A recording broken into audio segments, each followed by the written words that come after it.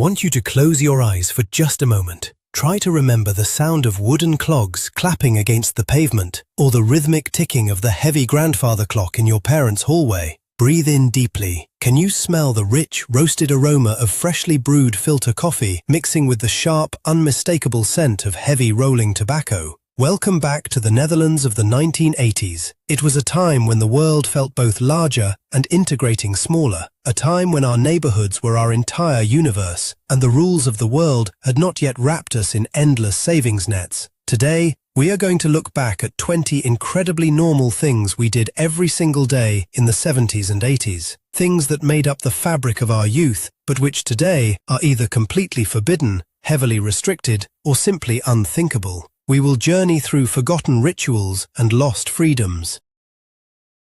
And as we reach the end of our list, we will uncover the one beautiful, untethered freedom we lost, a simple joy that made our childhoods truly magical. So, pour yourself a warm cup of coffee, settle into your favorite chair, and let us travel back in time together. Before we delve into these lost memories, let us take a moment to remember how time itself felt back then. Time flowed much slower in the decades of our youth. There was no constant buzzing in our pockets, no endless stream of notifications demanding our immediate attention. If you wanted to see a friend, you got on your bicycle and pedaled through the rain to knock on their door. If they were not home, you simply waited, or you tried again later. Waiting was a natural part of life, and it taught us patience. We waited for the television broadcast to begin, staring at the test card on the screen. We waited for days for a letter to arrive in the mail. Many people today might look back and think that life without modern technology was emotionally poorer, but you and I know the absolute truth. Life was immensely richer. Our connections were built on eye contact, on shared silences, on hours spent sitting around a table simply talking. We were fully present in the moment. The rules of society were built on common sense and a mutual trust among neighbors. We did not need warning labels on every single object because we learned from experience, from scraped knees, and from the gentle but firm guidance of the adults around us. The world was rougher around the edges, perhaps a bit more dangerous by today's standards, but it was authentic, warm, and deeply human. Let us begin with the heart of Dutch social life, the iconic birthday circle. If you close your eyes, you can perfectly envision the living room. Every chair in the house was brought in and arranged in a massive circle. You had to shake hands with everyone, congratulating each guest on the host's birthday. But the most remarkable detail sat right in the center of the coffee table, right next to the slices of liver sausage and cubes of young cheese with tiny wooden flags, stood a glass tumbler filled entirely with loose cigarettes. It was considered the height of hospitality. Anyone could lean forward, take a cigarette, and light up right there. Soon, the entire room would disappear into a thick blue fog of smoke. Aunts and uncles would be laughing, puffing on heavy cigars, while we children played on the carpet right beneath the haze. The smell of roasted peanuts and stale smoke would cling to your woolen sweater for days. It was the absolute definition of adult coziness. Today, turning your living room into a smoky tavern and freely offering tobacco to guests from a drinking glass is completely unimaginable and socially unacceptable. The government has banned smoking in all public spaces, and doing this in your home today would leave modern guests utterly speechless. Now, let us step outside and listen to the streets. Do you remember the high-pitched, whining roar of a two-stroke moped engine echoing across the flat polders? In the late 70s and 80s, riding a moped was the ultimate symbol of teenage freedom. Whether you rode a Puch, a Zundap, or a Kreidler, you rode it with the wind blowing wildly through your hair. There were absolutely no helmets required. You would speed down the long brick roads, your coat flapping in the wind, feeling completely invincible. The smell of the exhaust, mixed with the damp Dutch air, is a scent that immediately brings back the feeling of being 16. Friends would sit sideways on the luggage carrier, completely unbothered by the danger. We learned to balance, we learned to fall, and we learned to get back up. But in the early 1990s, the government introduced strict helmet laws for all mopeds. The wild hare was flattened, the sense of rebellious freedom was somewhat tamed, and the unprotected joyride became a thing of the past. Today, riding a motorized two-wheeler without a certified helmet is strictly illegal, ending an era of wind-swept teenage rebellion forever.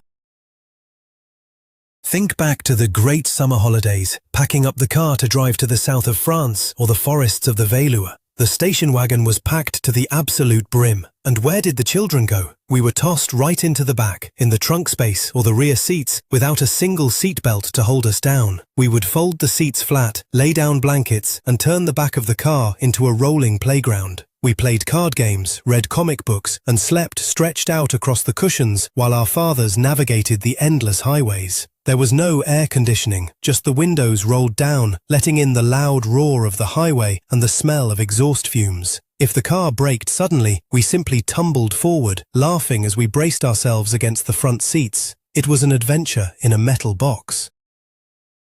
Today, the very thought of letting a child ride loose in the back of a moving vehicle would result in severe fines and extreme panic. Mandatory seatbelts in the back were introduced in the early 1990s, and today, children are strapped into complex, heavily certified safety seats. The rolling playground of the 80s station wagon is now entirely illegal.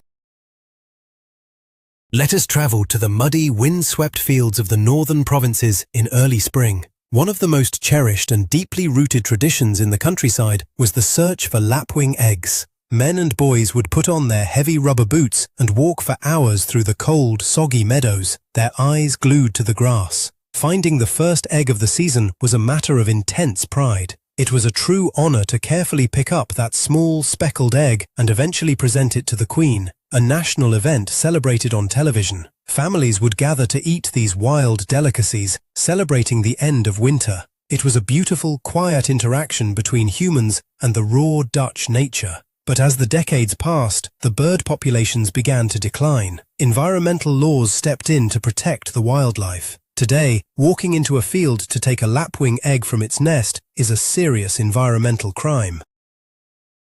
The tradition has been strictly banned to preserve the birds. While we understand the necessity of protecting nature, we cannot help but mourn the loss of that silent, muddy hunt in the early morning fog, a ritual that connected us deeply to the changing of the seasons. As the end of the year approached, the streets of our neighborhoods transformed into chaotic, exciting playgrounds. I am talking about the tradition of dragging old Christmas trees through the streets to build massive bonfires. Right after Christmas, children would roam the neighborhoods, knocking on doors and asking for discarded trees. We would tie ropes around the trunks and drag them for miles, scraping the pine needles across the pavement. At the local intersection, or on a patch of sandy ground, we piled them up into enormous mountains of dry wood. When New Year US Eve arrived, someone would strike a match and the entire pile would erupt into a roaring tower of flames. The heat on your face was intense, and the smell of burning pine sap filled the winter air. The entire neighborhood would stand around the fire, drinking warm chocolate milk or something stronger. Today, setting a massive unregulated fire in the middle of a residential street is absolutely illegal. The fire department and police would shut it down immediately due to environmental and safety regulations. That raw, fiery community gathering has been replaced by highly regulated, permit-only municipal events. Do you recall the simple act of standing by the side of a provincial road with your thumb sticking out? Hitchhiking was not just a way to get around, it was a completely normal mode of transportation for students and young adventurers. You would take a piece of cardboard, write the name of a city like Amsterdam or Paris in thick black marker, and wait by the roadside. People trusted each other. A complete stranger would pull over in their small European car, clear a space among their groceries, and invite you in. You would share stories, listen to the radio together, and perhaps learn something new about the world from someone you would never meet again. There was an unspoken bond of trust between the driver and the passenger. It was a beautiful display of human kindness. Today, the world feels much more guarded. Hitchhiking has not only become exceedingly rare, but in many places along highways and on-ramps, it is strictly forbidden by traffic laws. The fear of strangers has replaced the open-hearted trust of the 70s and 80s, making the joyful spontaneity of hitchhiking a lost art of the past. Let us wander into the local brown cafe on a Friday afternoon. The windows were fogged up from the warmth inside, and the air was thick with laughter, spilled beer, and tobacco smoke. What seems completely shocking today is that 16-year-olds, and sometimes even younger kids, could casually walk up to the heavy wooden bar and order a glass of beer. There was absolutely no system of checking identification cards. The bartender likely knew your parents, your uncles, and your older siblings. Drinking a small glass of Pilsner was seen as a normal rite of passage, a way to transition into adulthood under the watchful eye of the community. You would sit on a wobbly wooden stool, feeling incredibly grown up, nursing that cold glass of beer while listening to the older men tell tall tales. It was a society that believed in gradual, community-supervised moderation rather than strict legal cut-offs. Today, the legal drinking age has been raised to 18, and supermarkets and bars demand identification from anyone who looks remotely young. The innocent, trusting atmosphere of the local pub serving a teenager their first beer is now a strict violation of the law. Winter in the 80s brought another thrill that today seems completely absurd. Weeks before the new year even began, children were allowed to legally purchase heavy fireworks. We would walk into the local bicycle shop or hardware store and buy paper bags filled with firecrackers. We walked out with our pockets literally bulging with explosives. For days on end, the neighborhood echoed with the loud bangs of children setting off fireworks in the streets, lighting them with a glowing piece of thick cotton rope. We blew up old tin cans, tossed them into storm drains to hear the echoing boom, and ran through the streets in clouds of sulphurous smoke. We learned to respect the fire through trial and error. Today, the rules surrounding fireworks are incredibly strict. The sales are limited to just a few days a year. The types of fireworks allowed have been heavily restricted, and children under a certain age are completely banned from purchasing them. Many cities have even created entirely firework-free zones. The chaotic, explosive freedom of roaming the neighborhood with pockets full of gunpowder is a memory locked forever in the past. Think back to the taste of real, unfiltered food. In the countryside, it was a common ritual to take a large aluminum churn, or simply a plastic bucket, and ride your bicycle to the local dairy farmer. You would walk right into the damp, warm barn, smelling the sweet scent of hay and cattle. The farmer would fill your container with raw, unpasteurized milk straight from the cow. When you brought it home, a thick, rich layer of yellow cream would float to the top. The taste was incredibly rich, earthy, and pure. We drank it fresh, without a second thought about bacteria or health regulations. It was simply how milk was meant to be consumed, directly from the source. Today, due to strict health codes and food safety regulations, selling unpasteurized milk directly to consumers is highly regulated, and in many commercial instances, completely illegal. The milk we buy today is pasteurized, homogenized, and stripped of that raw, natural character. The intimate connection between the local farmer, the land, and the food on our tables has been replaced by factory processing and strict hygienic legislation. Let us remember where we played after school. Our absolute favorite playgrounds were not the plastic, brightly colored parks of today, but the active construction sites in expanding neighborhoods. When the workers went home at 4 o'clock, the site belonged to us. There were no high metal fences, no security cameras, and no warning signs. We would climb mountains of golden sand, jump across deep trenches meant for foundations, and build elaborate forts inside half-finished brick houses. We breathed in the smell of wet cement and freshly sawed pine wood. We played hide and seek among dangerous stacks of heavy building materials. We got our clothes dirty, we scraped our hands on rough bricks, and we learned how to navigate a dangerous environment entirely on our own. Today, construction sites are fortresses. They are heavily guarded by high fences and strict liability laws. A child caught playing on a modern building site would prompt a visit from security and a stern warning from the police. The dangerous, imaginative playgrounds of concrete and sand are completely illegal for today's youth. Let us step back into the classroom of a typical Dutch high school in the 1970s or 80s. You are sitting at a heavy wooden desk, listening to the history teacher explain the Golden Age. As he speaks, he casually reaches into his tweed jacket, pulls out a cigarette, and lights it right there at the front of the class. The smell of chalk dust mixed intimately with the sharp scent of burning tobacco. There was an ashtray permanently resting on the teacher US desk. During the break, the teacher US lounge was a mysterious room where the smoke was so thick you could barely see the faces of the staff. It was a completely normalized part of the working environment. Students and teachers alike accepted this as ordinary life. Today, lighting a cigarette inside a school building, let alone in front of a class full of children, is an offense that would likely result in immediate termination and public outrage. Smoking has been strictly banned on all educational premises, and the image of a teacher puffing on a cigarette while writing on a blackboard belongs exclusively to the museum of our memories. Weekends in the 80s were often dedicated to doing it yourself. Handyman culture was huge. If your father wanted to build a new shed in the back garden or replace the roof of the garage, he would head to the hardware store and buy large, grey, wavy plates of asbestos. We called them golfplaten. It was the wonder material of the era, cheap, weather-resistant, and incredibly strong. Fathers and uncles would stand in the garden, cutting these plates with hand saws. A fine, white dust would fall like snow over the grass and their clothes. We children would play right next to them, completely oblivious to the danger. There were no masks, no protective suits, just a Saturday afternoon of hard work and a cold beer afterwards. Today, asbestos is recognized as a deadly health hazard. Handling it without specialized, heavily regulated professional teams in hazmat suits is entirely illegal. If you find those old plates on your roof today, it costs a fortune to legally remove them. The casual, dusty Saturdays of building sheds with toxic materials are a stark reminder of how much the rules of safety have changed.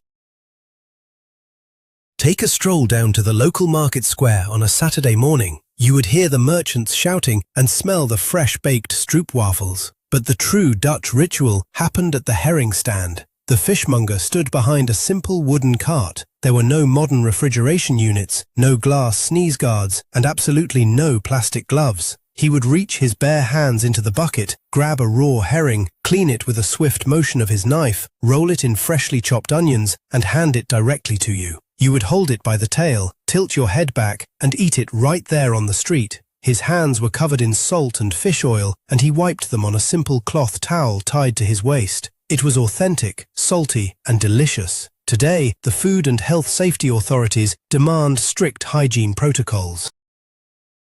Vendors must wear plastic gloves. The fish must be kept behind specific glass barriers at exact temperatures, and bare-handed food preparation is largely illegal. We gained hygiene, but we lost a tiny bit of the raw, traditional charm of the old market squares. Autumn in our childhoods had a very specific scent. When the leaves fell from the large oak trees and the garden needed clearing, families did not wait for the municipality to collect the green waste. Instead, fathers would rake everything into a massive pile in the middle of the backyard. They would add old newspapers, broken wooden crates, and anything else that needed to disappear. Then they would strike a match. Soon, a thick column of grey, sweet-smelling smoke would rise into the autumn sky. The entire neighborhood smelled of burning leaves. Neighbors never complained. In fact, they were usually burning their own trash in the garden next door. It was a practical, self-sufficient way of dealing with waste. We children would stand near the flames, mesmerized by the glowing embers. Today, starting a bonfire of waste in your backyard is strictly prohibited by environmental laws. You would face hefty fines for air pollution and creating a fire hazard. The cozy, smoky autumn afternoons have been replaced by sterile green disposal bins and strict municipal recycling schedules. Do you remember the distinctive smell of a petrol station in the 70s and early 80s? When you pulled up to the pump in the family car, you were greeted by the heavy, sweet and metallic scent of leaded gasoline, known to us as superbenzene. You would roll down the window and the smell would instantly fill the car. Pumping gas was a mechanical, tactile experience. There were no vapor recovery systems on the nozzles back then. The gasoline fumes simply escaped directly into the air. We would sit in the back seat, breathing in that unique, intoxicating scent while watching the numbers on the mechanical dial spin around with a satisfying clicking noise. It was the scent of travel and motion. However, we later learned how incredibly toxic leaded fuel was to the environment and to human health. By the late 1990s, leaded gasoline was entirely phased out and banned by law. Today, selling or using it in normal cars is illegal. The petrol stations of today smell much cleaner, but that specific sweet scent of 80s superbenzene remains locked in our memories. One of the most intimate and common forms of transport was riding on the front of a bicycle. If you were a young child, your mother or father did not place you in a highly engineered, heavily padded, certified child seat. Instead, you were simply lifted up and placed sideways directly onto the hard metal bars of the handlebars or on the small front luggage rack. You dangled your little legs in the air, holding on tightly to the center of the steering wheel. Your mother would pedal heavily against the strong Dutch wind, her arms wrapped around you to steer. You were perfectly positioned to feel every bump in the brick road and every drop of rain. It felt completely safe because you were in your parents' arms. Today, transporting a child like that is considered incredibly irresponsible and is illegal under traffic safety laws. Children must be strapped into approved seats with footrests and harnesses. The simple, raw closeness of sitting on the cold metal bars, leaning back against your mother's coat as she cycled through the rain, is a beautiful memory that modern safety rules have forbidden. Let us talk about television. In the 80s, there was a heavy, wooden television set in the corner of the living room with only a few channels available. What was truly wild was the complete lack of modern-age ratings. Long before the strict Kijkwijzer system was introduced, children were exposed to everything. On a normal Friday evening, families would sit together on the rug, eating chips, while incredibly violent or explicit movies were broadcast on prime time. Dutch directors like Paul Verhoeven made films that were raw, unfiltered, and full of adult themes, and they were shown right there in the living room for anyone to see. There were no parental locks, no warning screens asking for an age verification. We watched scary movies that gave us nightmares for weeks simply because it was what happened to be on television. We processed those fears ourselves. Today, broadcasting laws and digital age gates strictly regulate what can be shown and when. Showing those uncut 80s movies to children today would trigger massive complaints to the broadcasting authorities. If you grew up near the coast, you will undoubtedly remember the concrete monsters hiding in the dunes. The remnants of the Atlantic Wall, the old bunkers from the Second World War, were completely open and accessible. They were our secret hideouts. There were no locked steel doors, no heavy fencing, and no warning signs. We would climb into the dark, damp concrete structures with nothing but a cheap plastic flashlight. The air inside smelled of wet sand, old stone, and history. We would explore the dark corridors, scaring each other with ghost stories and feeling the chill of the underground wind. It was a tangible connection to the history of our country, left open for us to discover. Today, almost all of these bunkers are sealed tight. They have been locked up to protect wintering bats and to prevent modern liability issues. Entering them without official permission is trespassing and highly illegal. The dark, historical playgrounds of our youth are now locked behind heavy iron grates, keeping the adventure seekers out.